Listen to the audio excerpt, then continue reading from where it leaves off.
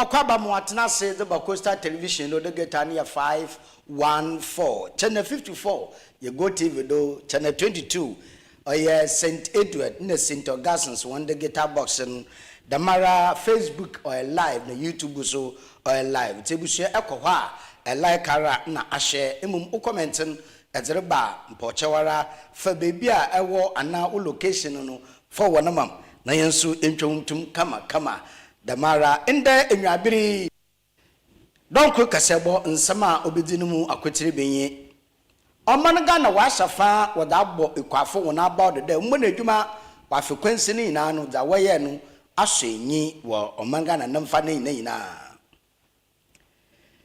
Damara na wote oye afutu sonko wote ama adishidoma wowo abrede se wonso wonyimpa na onu mpuntu yima afofra nsa kana no oda abrama no wabo mampuntu oba abra ebusafu yi na nsem bia okan na nwabere madere bosom donkor kasebomi abafam kitikeku Asorba Kofi Essuman mansa na no yemfa ndase sonko yemfa ma edwumako a waja atum de abere bia obuso hinasen na yede donkor kasebo yede abrahom meche decide gift shop what the tradina charge brenye mbra abeyema ubrenya aya akono mo wadofo ebusafo anyankofa nuanom no wajo atum na mpa ayun won hon ohia pa da bokwakoto nzama wo decide gift shop na ede akache adofa wotedam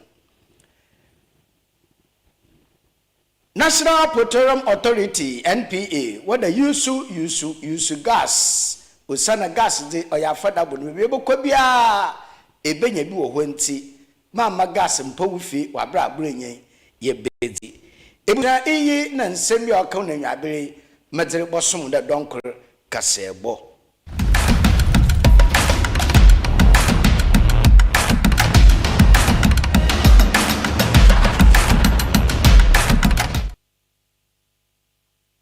na yanje nsama numu nchechem wo omarganam wetu esiwode afibiara bosoma ode wieyi mekire bosoma otodude bien bronya bosomon anaso de Christ na wo no bosomon dan bosom no dura oyada odikan mechefida odikan no wetu me de na esiwode mfan kai ekwafa wo omargana ne mfa nei na ekrasi bebia kweyi anafari wo no oda wo hwere wo abona abado mada oye na frequency ni na no naso wonya nkranhye wonya awrehye de impo se wase ya ebe waye fia wo horobeye watete opompama obeye idua wutwada oweyin da duro ba fefew nti kweyi nya botanka na kontu yem de oye dan cheche de na ra edua ga bi sefom nsuboto ewia bodde na ra to ni nsusu ototototo ewia bobo befom aye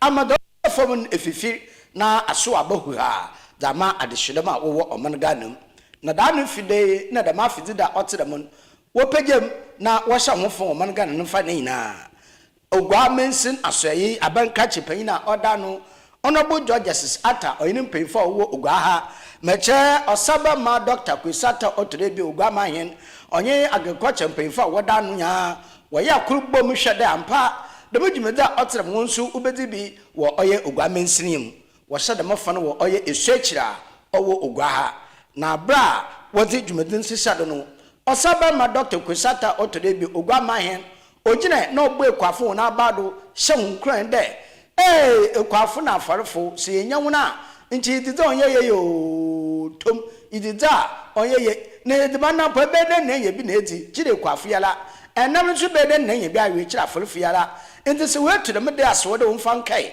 na wonfa mo na abada aba osaba ma Dr. Kwisata otodebi ogwa mahen de ogbo ekwafo na abado na o hyehunkran de afisi se na sanin payinfi mu wedu bialan na atuzu no beshem na waye kodwumene bi osande ohun pefe da inde se wawo fichiri po edimoko anetobantes anyu ntroba de shewa aba nde ba sente ba na waso pakapaka mo wala etu wadidi nti wa hye nkran de dodo ala so ebotu edin wa hye kodwuma otedam num osaba ma Dr. Kwisata otodebi ogwaman ne nsama kan no ibe Ozi kamede wa yinase There were boy and then you must see what for the fair.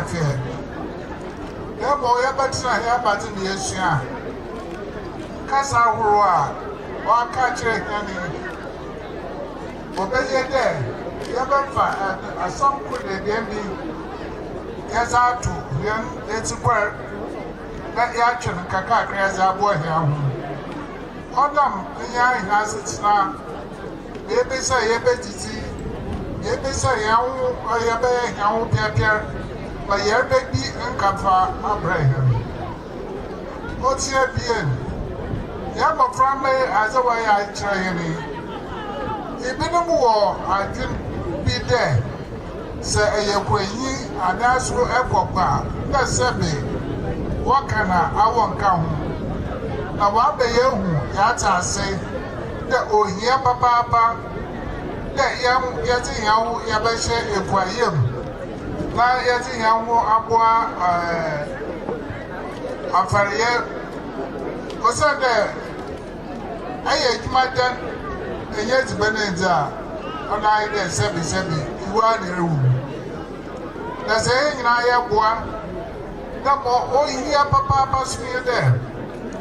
But before I can, there's a baby or was say a piano. A bunch of Jessica, or that has a man who could have been there, no sort of see what Ghana.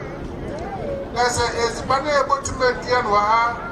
Yet, in our own environment, or you crossing the background, that's as a domestic as a quarter. Yeah, you're here, baby, or hospital. Sikai as a papa quarter draw and not be near due to his banana, able to be again or her. And I have say, my governance on body.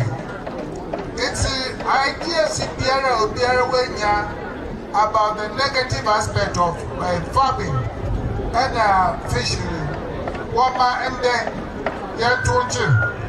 Let Pierre or my baby paper. Those are here, you to question, able to be a dear baby, good and baby. And I won't echo, put a pressure, or coca, tomatoes, can I wait about to at all as I wait, man. It's one my idea. Now, I don't know so I am a fair, I am a dog. These schools are Sierra. 1 hour, show one. I need to put there where I'm a poor garden. I would do a mamma dear, Macomb, dear. I am French, that actually say, actually, here for go. Now, a garden can grab it. I put it up with my power, it's refreshing. Our Ahmad Benyan. Also, there be watching. It's one man, young friends about put a beer day, yes, one. More monk, your folk of you. Now, yeah, got and that. Only a found quite a human. After this is said, they have a band. Now, I don't cry my promises as the best farmer of this year. Next year, I come for Marabobo. What I do. So, my cat about my boy in Japan. I'm sure when na Jumetina Sen na Aban Mechambre Seboganya, Oshe Ugane TV, Honorable Kwamina Minta Nyako, Nasu Ujubedina Sibi, Inti, Odnen Masem Tuga, na Ototese Equafo, that said, Abane Yamohuni Nanu, Odu Mibu, I don't want to work. Nona Lankasa, Oya, Besebogandi, Wejanitum, Doya, and second, what about fertilizer with the bugu, Equidmanu, and the Oka County Nano, Wabano Madan Wachibi Pa, or Damane Quafa, War Cape Kusnov, Abaton Pasado. Honorable Kwame Minta Yakunan Sama Ken, Ibi.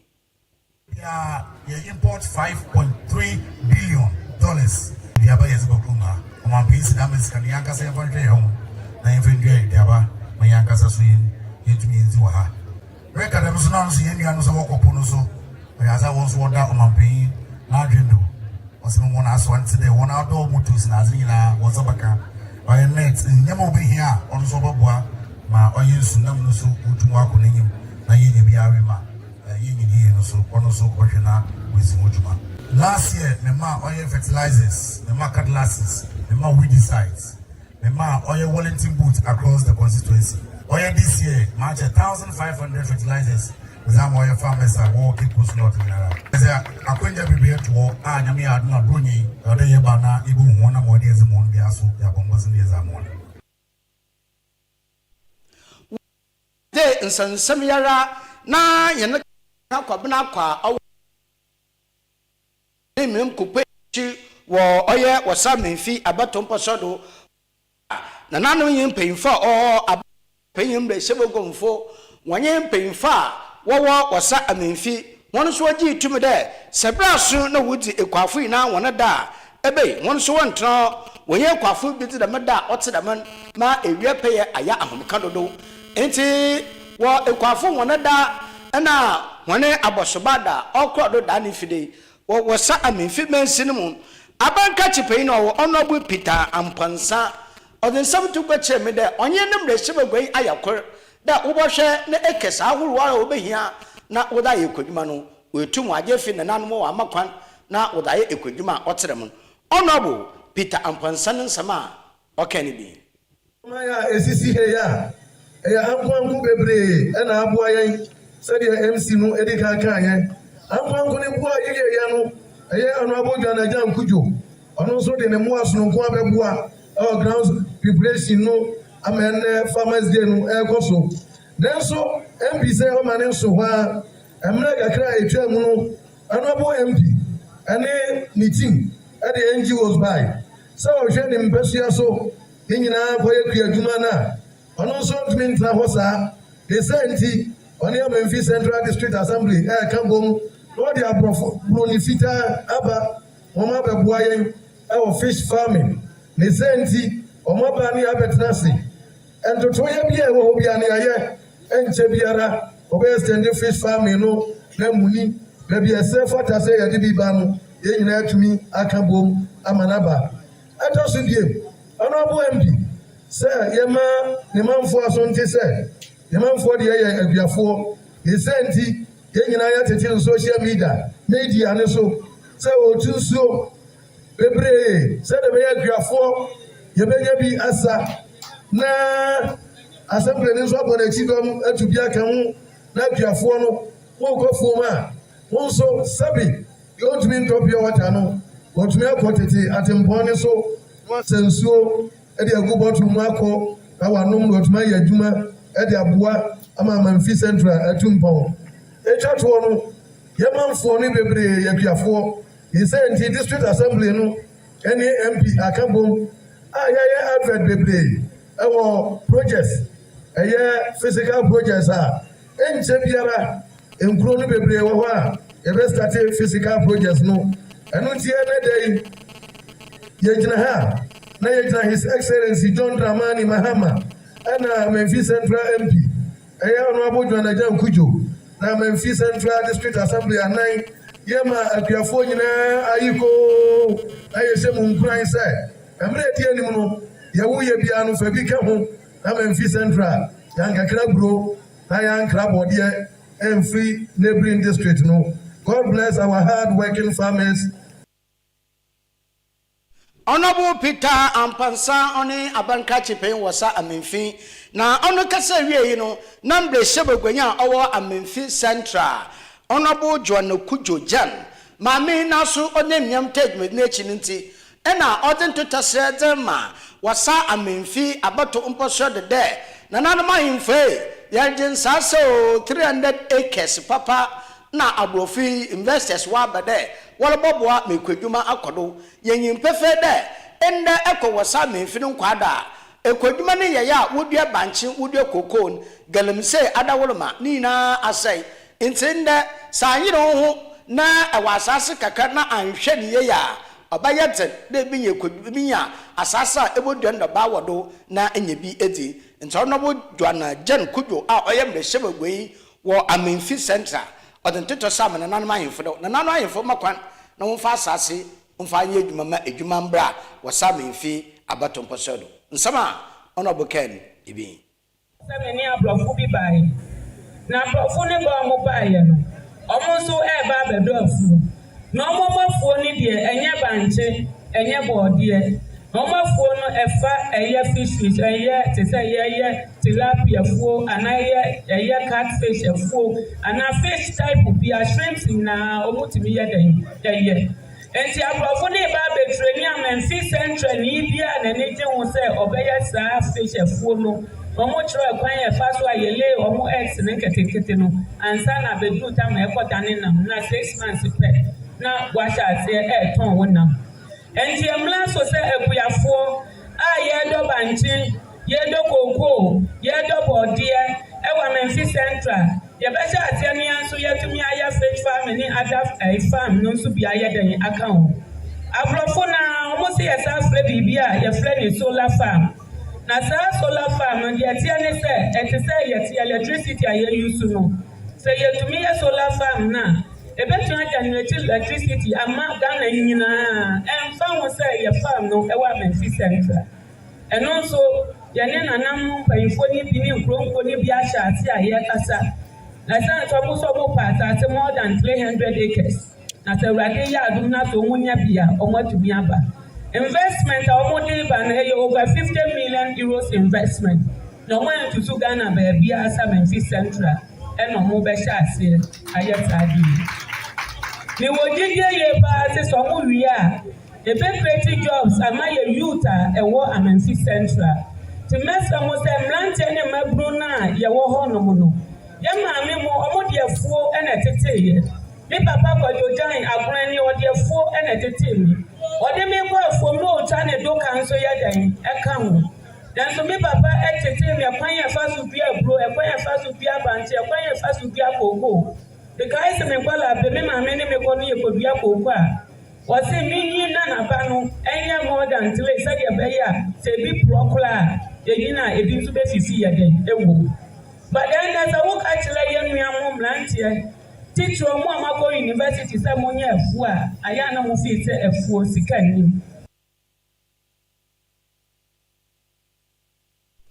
Iti Honorable Joanna Jan Kujo mbrɛhyɛ begonya a ɔwɔ wɔsa Amemfi ɔnye na de hyedom kwana wɔfa do wɔdididi ɔyɛ Farmers Day wɔ daano ifida abasan kwan yɛn katebaka kwabena kwa na ɔkafa nsamina no ɔde brɛhɛn ebusuanyankɔ nsamfofrom wɔn nsamfofrom no na adehya wɔwɔ abra a ɔwɔ egwai ha mekyɛ egwai abra na nanom a wɔwɔ wɔnye ɔmani na aka bom dɛ mpontu hia de mahunenti wayɛ amandra mambrɛ na wapaw ababawɔ soko de si wɔ dɛ ɔmɛyɛ mpontu himba mfama abramani na eyinti abra wɔre hyafa na wapa ɔyɛ bayima no wɔtam wɔdena kyerɛ abra mensani na no nana himba ɔwɔ abra mekyɛ nana ekua okuta ɔtɔdo ebasa ɔnye abraman kasai na nsama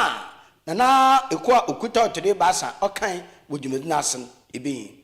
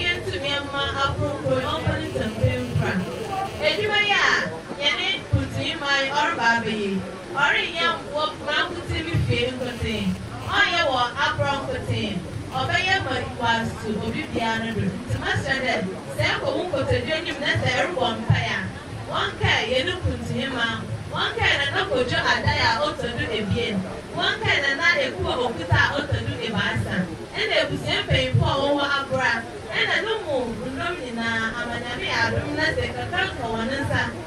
Ah, the two was a broker, and I broke her one for the in France. And I said, so come on, oh yeah, Abra, Fianco. Stand there once so why you will bring one aboya. So now make a net one wonderful dance when I'm Panado Arapa. Into Yetum. Sunday is a baby, yeah, or ya Asida, there's a man, young Cooper, and an Obibia with us. Nana Ekua Okuta Otodo Ebasa Abrahimba, Okaserie, na Ikrora, na Kodada ya Otodo Ebasa. Masam na nakodwa de otode bien na so onam da onam no do na mponti himare benti ode na afutu kakra ode tufo mboko na nakodwa de otode bien nsama na so kan bi ani kasa ni na no kwa I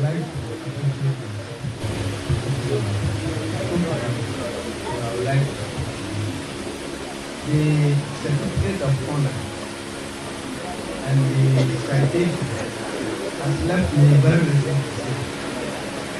Everything about you and this community is stated in this piece of work.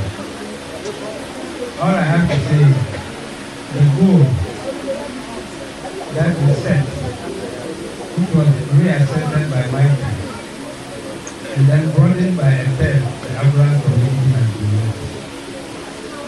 We want to assure you our continued support wherever you are, wherever you will be, and African community, the chief, the elders, the family members, all the residents are solidly behind you.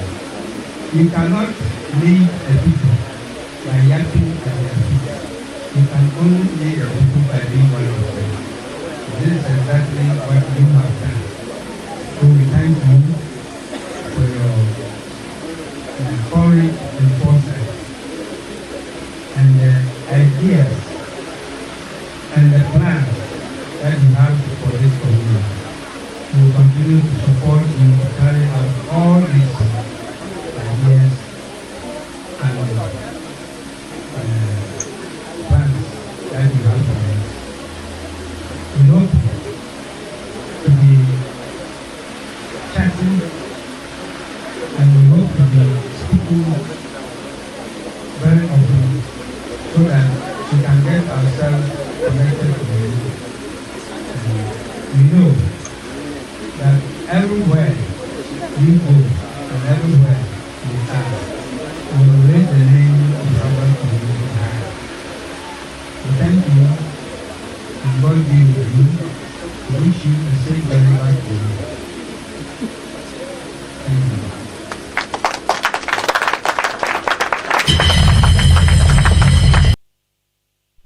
na nakodwa de kasa wie nechi edu oye na nahemba meche imponti himba wachen fofo kra wo obra no nkwado worbo hwe mpontu akodon na so nsem tugwa na nanan nsema na nahemba meche imponti himba na nanuama no so nsem okan ibi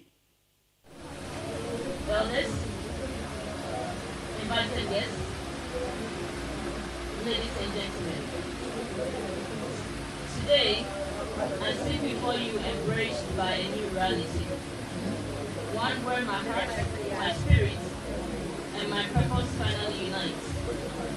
To receive this traditional name and role is far more than an honor. It is a return to a place my soul has always known.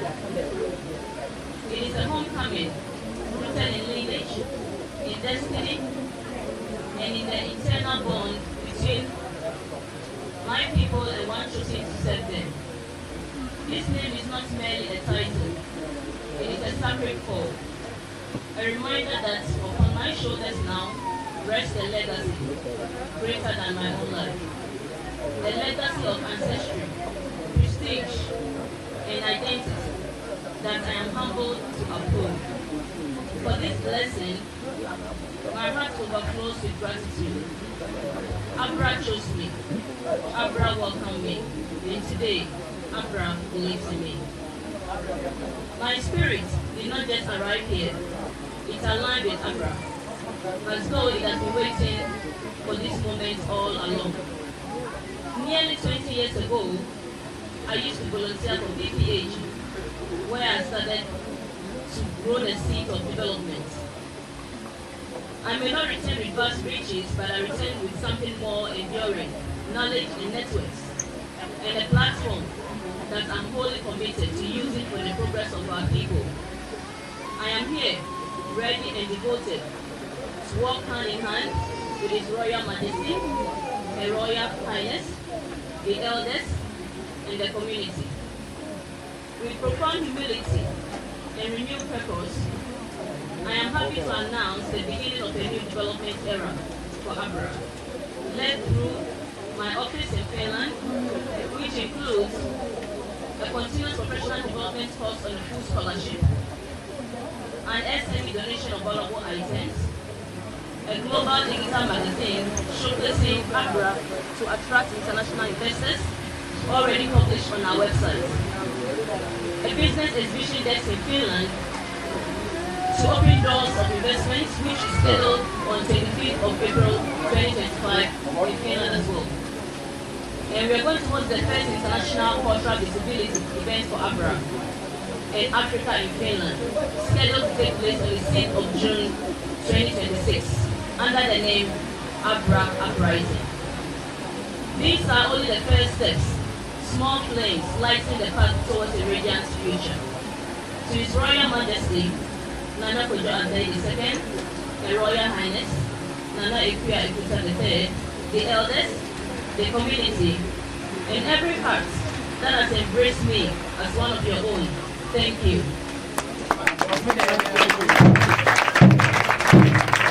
Your faith strengthens my spirit and deepens my commitment. Together, we will rise together. Today, we choose transformation. And together, we will lift Abra to stand as a beacon of what unity, purpose, and shared destiny can achieve. May this day mark the dawn of His extraordinary journey. For me, for you, and for the enduring spirit of Abra.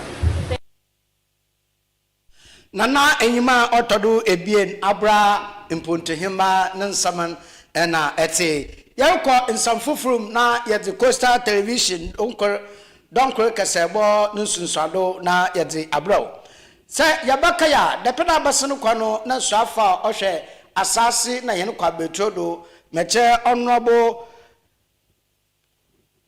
swafa ohwe honorable ohwe yene kwa betrodo odinsam kotugwa wansam chofu nhiem de nukwani ntase sedambai wo oya ifomegudin ntuya oya lithium na owura ama kofibu a odi dam nsam kotugwa wansam chofu nhiem asen oje tumpefe de afi abasene kwan abandada na oho no enhihye a woya lithium no mu no na oya oho nachi epaw enum 5% pe na wodere ma oman ga na mebi aso oyi kurowa a wurutu dam lithium wo mun iya kabanda mo abana fofra wa be area nhihye fofro da dam nhihye no obesan we sechi na wa nhihye fofro bi no kabanda 5% na ra ena wo begina do ura ama kofibu ade da mensemi tugwe sanchofo aba praw aba no ma ekupe mu oye bia wubutu dam lithium na wan omahene ho wan na atwetwe nkoma bi sede da abarka na da nkofo ruso ka na kontata nsam na abaye huya na omahene obia na no so orka fo na da omahene kan nso ne din approve it they could. Nana Mankesim, it can't be true that the opposition is against the lithium project because why do they call us the minority? We don't have the numbers. They are more. There are 138 of them. And so how can we stop anything? If they want to pass it, they'll pass it because they have the numbers. The turntable has turned. Your party NDC is in power. So if they want to approve it, they can. And I know for sure that because Cabinet has approved it, it means it's a deal. You also made a very valuable statement, and I learned a lot from it. You made me hear for the first time the word stranded assets. It came from you, Your Excellency. I will urge you, if your people can play that address, the response to my question when you came to the Regional House of Chiefs. Research is going on, and new sources for these electric vehicles are being discovered beyond lithium. Recently, the Japanese have discovered some other way of creating these electric vehicles that don't use lithium. And so as these inventions are coming, right now lithium is the favorite choice for batteries for electric vehicles. But if we don't mine it quickly, a time will come they'll discover something else, and the value of lithium will go down. It has already come down with some of the new inventions that are being announced. So if we have this resource, the better we mine it as quickly as possible and take advantage of it. Otherwise, if time passes by, we have what we call stranded assets. You have an asset, but it's stranded. There's no longer any need for it. And so I think that is something, this is a national cause. If that revenue comes, it's going to come to help the whole nation, not only Mankesem. So it's something that all of us must support. And Nana, me and you are on the same wavelength. We'll work together to make sure that this thing goes forward. So the aspect of the majority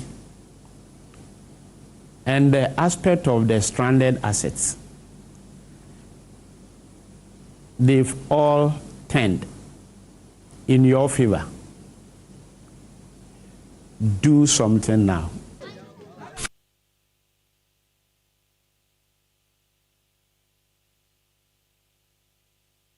Enti mankese wo man hen nsama odi tugwa wabra dani owura ama kofibu a ohwe asase enonyi ifomegudi ni ntudo odebo tugwa no na sanchofe da bonkomomo mankese wo man hen so ode afi abasene kwa no man penjanja mani mahama na probo a orobo na odahwehwe tumun okase da mobon ana okete da monko woman wo na nanom wona ate wo finfi man to ba ha enti se me ayadom mampa upon na aten in table na tenama and not a man pay a man pay na or let you not do that 1 year do here no end of fata wa blanala or you abakan doctor into once wash on one day.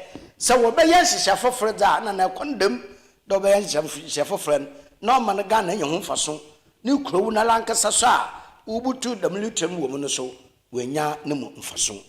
You it's a fool ashafo adesidom aha na brema mamkwan mamete don kore kasebo Costa Television mete besi yamfadu maseda no yamfa ma diesel gift shop eno onye National Petroleum Authority NPA also use gas ejuma kwa beni wona dawroma na uso masema menya bre na adaje mo de brawo aseda bi onu so nkwama oye ankreben chinchime fini na sisi na kama yana katibaka kwabuna kwa dinsam no bi fi oya toye mantom meche amemfi central or dinsam no bi the brain awe hwe yimayindi ebusua umumo na hwe mu ne te ya ahenwa abraw enyado aba from kitikeku Asorba Kofi Essuman onyinda no ya wono china.